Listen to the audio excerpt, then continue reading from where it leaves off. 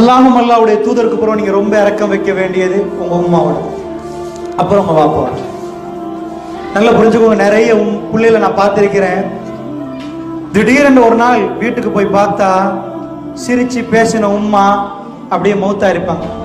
உம்மா கண்ணத்தை தட்டி பார்க்கறது, உதய அசைச்சு பார்க்கறது. உம்மா இன்னொரு ஒரு வாட்டி உம்மா கொஞ்சம் கண்ணை திறந்து பேசுங்க உம்மா. வளமை அடுப்பங்கரையில வேலை செய்யற உம்மா இன்றைக்கு அடுப்பங்கரையில இல்லை. நல்லா புரிஞ்சுக்கோங்க. அன்றைக்கு போய் சில பேர் என்ன பண்றாங்கன்னா அழ ஆரம்பிக்கிறாங்க. இல்லம்மா, நன்றி கடன் என்பது அதே இல்லை. உங்க உம்மா வாழ்ற டைம்ல அவங்க சிரிக்க வைங்க.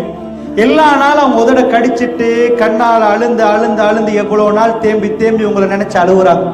நான் வளர்த்த மகனா இப்படி, நான் வளர்த்த மகனா எனக்கு கொண்டு கொண்டு பேசுறா. அன்பான ஸ்டூடெண்ட்ஸ், நான் கண்டிருக்கிறேன்.